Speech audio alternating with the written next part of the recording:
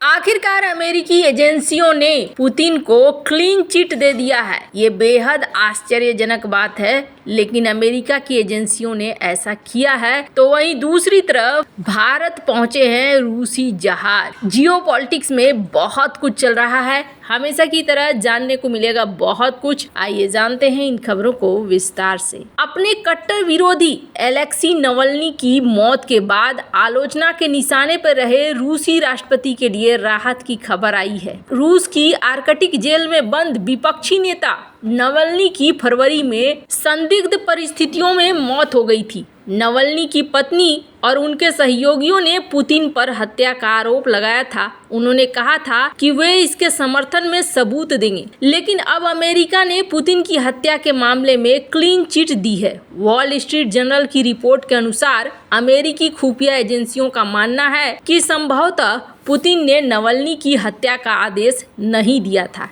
इसके पहले क्रेमलिन ने 47 वर्षीय नवल्नी की मौत में किसी भी भागीदारी से इनकार किया था। पिछले महीने पुतिन ने नवल्नी के निधन को दुखद बताया था। पुतिन ने कहा था कि वो जेल में बंद राजनीतिक कैदियों की अदला बदली के जरिए नवल्नी को पश्चिम को सौंपने को तैयार थे, बशर्ते वो कभी रूस न लौटे। नवल्नी के सहयोगियों ने भी बताया था कि ऐसी बातचीत चल रही है। वॉल स्ट्रीट जर्नल ने मामले में परिचित सूत्रों के हवाले से शनिवार को कहा कि अमेरिकी खुफिया एजेंसी इस निष्कर्ष पर पहुंची है कि पुतिन ने शायद फरवरी में नवल्नी को मारने का आदेश नहीं दिया था। इसमें कहा गया कि वॉशिंगटन ने नवल्नी की मौत की जिम्मेदारी से पुतिन को पूरी तरीके से बरी नहीं किया है, बल्कि कहा है कि नवल्नी को रूसी अधिकारियों ने वर्षों से निशाना बनाया था। उन्हें राजनीति से प्रेरित आरोपों के तहत जेल में डाल दिया गया था। इसके साथ ही 2020 में उनके ऊपर नर्व एजेंट जहर से जानलेवा हमला हुआ था। हालांकि क्रेमलिन ने 2020 में हुए नर्व एजेंट हमले में संलिप्तता से इनकार किया है। क्रेमलिन के प्रवक्ता दिमित्री पेस्कोव ने शनिवार को कहा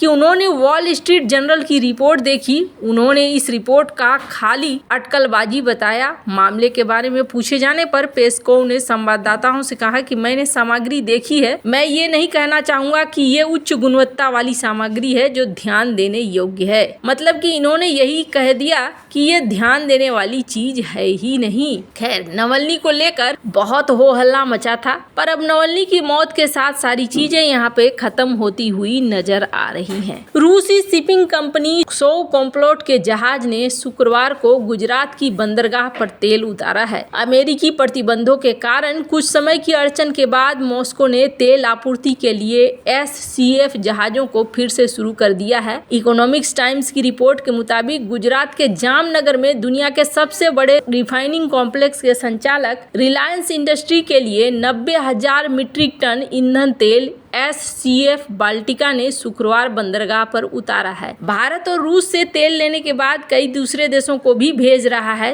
23 फरवरी को अमेरिका की ओर से रूसी शिपिंग दिग्गज पर प्रतिबंध लगाने और 14 कच्चे तेल टैंकरों को संपत्ति रूप में नामित करने के बाद रिलायंस सहित भारतीय रिफाइनर सोवकॉम्फ्लोट जहाजों पर कार्गो प्राप्त करने के लिए कुछ दिन के लिए रुक गए थे। इस महीने की शुरुआत में भारत की यात्रा के दौरान अमेरिकी अधिकारियों ने 14 SCF जहाजों पर प्रतिबंध की बात की। साथ ही ये भी कहा कि वॉशिंगटन स्थिर वैश्विक तेल आपूर्ति चाहता है। उसने भारत से रूसी तेल आयात में कटौती करने के लिए नहीं कहा। इसके बाद भारतीय रिफाइनर को फिर से रूसी तेल मिलने में मदद मिली। हालांकि SCF बाल्टिका उन 14 जहाजों में से नहीं है जिन पर अमेरिका ने हाल के महीनों में प्रतिबंध लगाया है। SCF और रिलायंस ने भी इस पर कोई कमेंट नहीं किया है। गैबोन के झंडे वाले SCF बाल्टिका को तेल टैंकरों के बेड़े के हिस्से के रूप में SCF की लिस्ट में शामिल किया गया है। जहाज का प्रबंधन UAE की स्ट्रीम शिप मैनेजमेंट करती है।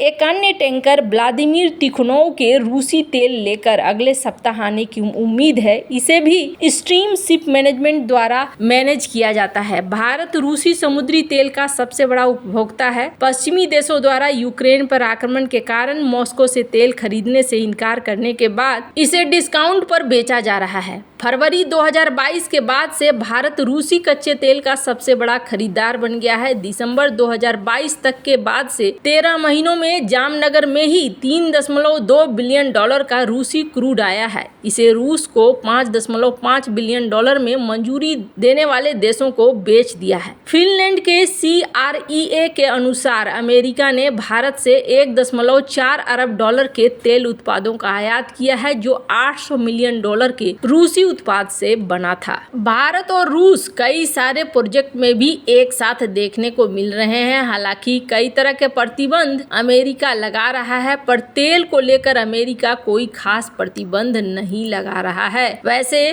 फरवरी महीने में ये देखने को मिला था कि रूस से तेल की खरीद घट चुकी थी और फिर सऊदी अरब से तेल लेना शुरू कर चुका था भारत, पर अब डिस्काउंट को कहा जा रहा है। फिर से ऐसा लगता है जैसे वापस को मनाने में रूस कामयाब रहा है। वैसे स्क्रीन पर एक आर्टिकल देख सकते हैं। 3 रूसी इंश्योरेंस फार्म को लेकर ये कहा जा रहा है कि ये अब जो जहाज आएंगे भारत को, उसको लेकर इंश्योरेंस देंगे, क्योंकि हर हाल में भारत चाहता है कि उसको मिलने वाला तेल सुरक्षित रहे। रशियन कंपनी सोगाज इंश्योरेंस, अल्फास्ट होकमैनी और विस्के इंश्योरेंस ने जॉइंट हैंड कर लिया है ताकि भारत को ये इंश्योरेंस कवर देंगे, और इनका कहना है कि हम आपको सारा कुछ देंगे, आप हमसे तेल खरीदिए। जिसके बाद भारत ने भी आखिरकार इनकी बात मान ली है। इसलिए मान ली है क्योंकि अभी का सीन एकदम से अलग है। अभी हमने देखा रूस से आने वाले तेल पर मिसाइल हमला हो गया हुतियों का। अब जब हुतियों का मिसाइल हमला हो गया, तो अगर ये टैंकर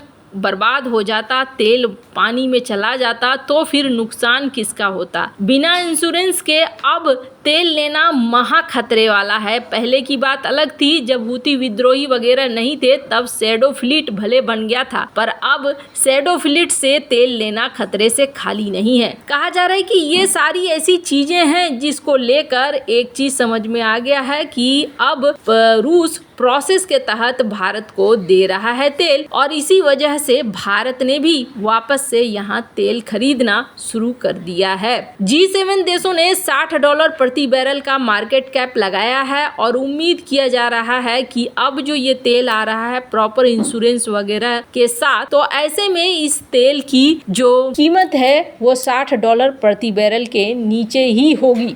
खैर, भारत के मामले में जहाँ तक बात रूस के साथ संबंधों की है, भारत हमेशा से रूस का पक्षधर रहा है, और इसका एक बड़ा उदाहरण देख सकते हैं। एक पूर्व भारतीय राजदूत हैं जिन्होंने कहा है कि भले पश्चिमी जगत रूस को अकेला करने की कोशिश कर रहा हो, लेकिन पुतिन बुरे नहीं हैं। वहीं उन्होंने इस बात को भी कहा कि पश्चिमी जगत चाहता है कि यूक्रेन शांति समझौते में भारत शामिल हो, लेकिन जब तक इसमें रूस शामिल नहीं होता है तब तक इसका कोई आंसर नहीं निकलने वाला है। अब यहाँ पर डिप्लोमेटिक तौर पर कहीं न कहीं भारत को एक जीत मिल रही है। वैसे आपको क्या लगता है, इन सब मामले में आपकी क्या राय है, कमेंट कर जरूर बताएं। जल्द मिलते हैं अगले वीडियो में नई खबर के साथ।